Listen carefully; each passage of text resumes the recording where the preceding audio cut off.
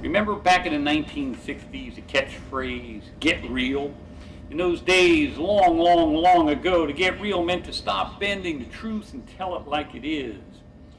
You know, the funny thing is, looking back, I don't seem to remember an actual point in time when we as a society actually practiced getting real. We just seem to talk about it a lot until something else took its place.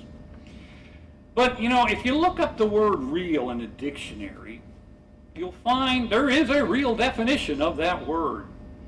In fact, it has multiple uses and multiple definitions.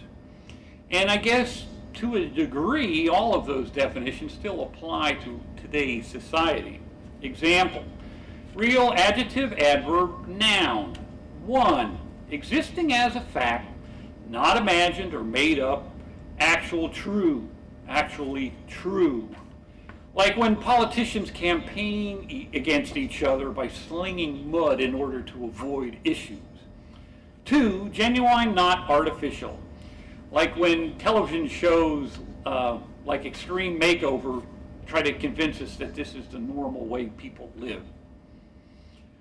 3, law, of having to do with immovable property, land, houses are called real property.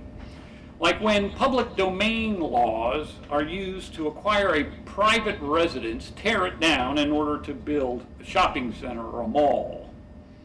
4, of having to do with things. Like when politicians can't or won't tell us how much things cost that are bought with our tax dollars. 5, mathematics, either rational or irrational, but not imaginary. Things like the federal budget and the national debt.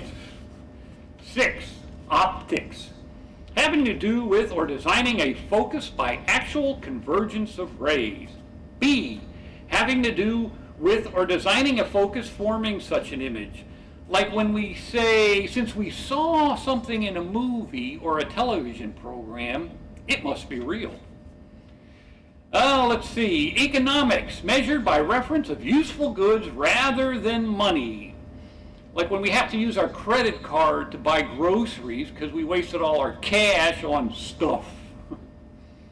8, philosophy, existing in or having to do with things and not words or thoughts merely. An example, it was real kind of you to come. In other words, we pretend to like someone we can't stand, or when politicians pretend to welcome opposing views.